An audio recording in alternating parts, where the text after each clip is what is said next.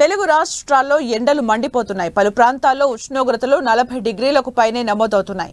వడగాలుల తీవ్రత కూడా పెరిగింది. మరో వారం 10 రోజుల పాటు పగటిపూట అధిక ఉష్ణోగ్రతలే నమోదవుతాయని వాతావరణ కేంద్రం తెలిపింది. ఏపీలోని కోస్తాంధ్ర, రాయలసీమ ప్రాంతాల్లో ఎండలు దంచి కొడుతున్నాయి. సాధారణం కంటే 3 డిగ్రీల అధిక ఉష్ణోగ్రతలు ఆయా ప్రాంతాల్లో నమోదవుతున్నాయి.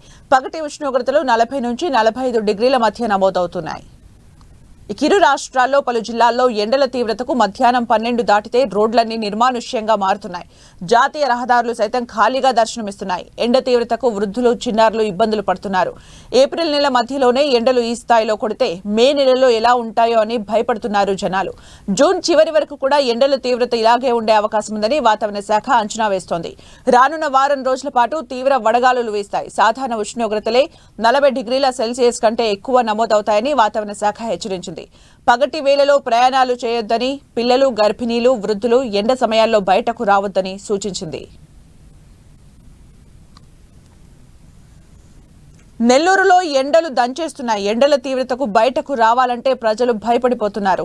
ఉదయం నుంచే భానుడి భగభగలాడిపోతున్నాడు. బయటకు వచ్చినా ఎండ తీవ్రతను తట్టుకోలేక కూల్ డ్రింక్ షాపులు, జ్యూస్ అంగళ్లను ఆశ్రయిస్తూ సేద తీరుతున్నారు.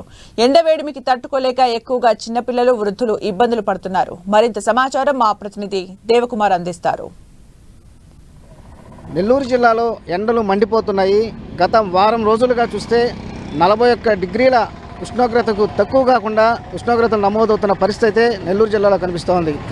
ఉదయం నుంచే భానుడు తన ప్రతాపాన్ని చూపిస్తూ ఉన్నాడు. ఉదయం 9 నుంచే ఎండ తీవ్రత అధికంగా కనిపిస్తోంది. దీంతో ఇంట్లో నుంచి ప్రజలు బయటికి రావాలంటేనే భయపడుతున్న పరిస్థితి అయితే నెల్లూరు జిల్లాలో ఉంది. ఒక పక్క చిన్నపిల్లల దగ్గర నుంచి పెద్దవాళ్ళు, అదేవిధంగా ముసలి వాళ్ళు, వృద్ధులు వీళ్ళంతా కూడా ఈ ఎండవేడిని తట్టుకోలేక తీవ్ర ఇబ్బందులు పడుతున్న పరిస్థితి అయితే నెల్లూరు జిల్లాలో ఉంది. ప్రత్యేకంగా చిన్నపిల్లలు, వృద్ధులు అయితే తీవ్ర ఇబ్బందులు పడుతున్నారు. కొందరు ఈ ఎండవేడిని తట్టుకోలేక కొందరు వడదెబ్బ తగిలి అదేవిధంగా కొన్ని హాస్పిటల్ చేరిన సందర్భాలు ఉన్నాయి. అదేవిధంగా ఇళ్లలోనే ట్రీట్మెంట్ తీసుకుంటున్న పరిస్థితులు కూడా కనిపిస్తూ ఉన్నాయి. ఈ ఎండలు అనేటివి సాధారణంగా మే నెలలో రోహిణీ కార్తెలో మనకు కనిపిస్తూ ఉంటాయి. అయితే అది కాకుండా రోహిణీ కార్తె రాకముందే ఈ ఎండలను చూస్తూ ఉంటే ప్రజలు భయాందోళన చెందుతున్నారు. అయితే అప్పుడే రోహిణీ కార్తె వచ్చిందా అనే ఒక అనుమానాలను కూడా వ్యక్తం చేస్తున్న పరిస్థితి అయితే నెల్లూరులో కనిపిస్తుంది. ఇక్కడ ఒకరు ఉన్నారు, వాళ్ళని అడుగుదాం. సార్ చెప్పండి సార్, ఎండలు ఏ విధంగా ఉన్నాయి? ఎప్పుడైనా చూసారా ఇలాంటి ఎండలు?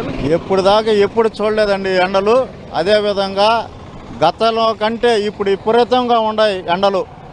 మనం ఎప్పుడు చూడలే. పెద్దవాళ్ళు అనేవాళ్ళు రోహిణీ కార్తె పెడితే రోకళ్ళే పగలుతాయి అనేవాళ్ళు. ఆ రోకళ్ళు ఈ ఏప్రిల్ నెలలో పగిలేటట్టే ఉన్నాయి. జనాలు బయటకు వచ్చే పరిస్థితి లేదు. ముఖ్యంగా చలివేంద్రాలు, చల్లటి మజ్జిగలు పెడితే ప్రజలకి ఇబ్బంది లేకుండా బాగుంటుందని మనం ప్రతి ఒక్కరిని కోరుకుంటున్నాం. స్వచ్ఛందంగా చేసే వాళ్ళని కూడా చేయమని కూడా మనం ప్రార్థిస్తున్నాం. మీరు చెప్పండి బాబు, ఇలాంటి ఎండలు ఎప్పుడైనా చూసారా? మీకేమనిపిస్తుంది? ఈ ఎండలు ఎక్కువ ఉన్నాయి. ఈ సంవత్సరం తర్వాత ఎక్కువ ఉందన్న. ఈ ఎండలు దీన్ని బట్టి మనం చూసుకునేది ఏంటంటే ఇంట్లో ఉండటం మంచిది. ఈ ఎండలకి తలపైన గూడుకు కానీ టోపీలు కానీ వేసుకొస్తే బయటికి మంచిది, లేదంటే ప్రమాదకరమే. జాగ్రత్తగా ఉండాలి ఈ ఎండలకి. ఇది ఇక్కడున్న ప్రజలు చెప్తున్న పరిస్థితి. అయితే ఈ రోహిణీ కార్తె అయితే మే నెలలో వస్తుంది. కాకపోతే ఇప్పుడే ఈ ఎండలను చూసి రోహిణీ కార్తె ఇప్పుడే వచ్చిందా అనేసి అనుమానం కూడా వ్యక్తం చేస్తున్నారు. ఇలాంటి ఎండలను ఎప్పుడూ చూడలేదు అని కూడా చెప్పడం జరిగింది. అయితే ప్రభుత్వం కూడా అన్ని చర్యలు తీసుకోవాలి. ఎక్కడైతే ప్రధానమైన సెంటర్లు ఉన్నాయో ఆ సెంటర్లన్నింటిలో కూడా చలివేంద్రాలను ఏర్పాటు చేయడం, అదేవిధంగా షామ్యాలను ఏర్పాటు చేయడం, మజ్జిగలు అలాంటివి ఏర్పాటు చేస్తే ప్రజలకు కొంత ఉపశమనం కలుగుతుంది. అదేవిధంగా ఎండ నుంచి రక్షించుకునే పరిస్థితి కూడా ఏర్పడుతుందని చెప్పేసి ఇక్కడున్న స్థానికులు కూడా చెప్తున్నారు. అయితే మొత్తానికి చూస్తే నెల్లూరు జిల్లాలో ఈ భానుడి భగభగం అనేటివి చాలా తీవ్రంగా ఉన్నాయని మాత్రం ఖచ్చితంగా మనం చెప్పొచ్చు. వీడియో జర్నలిస్ట్ ప్రదీప్తో దేవకుమార్, 10 టీవీ, నెల్లూరు.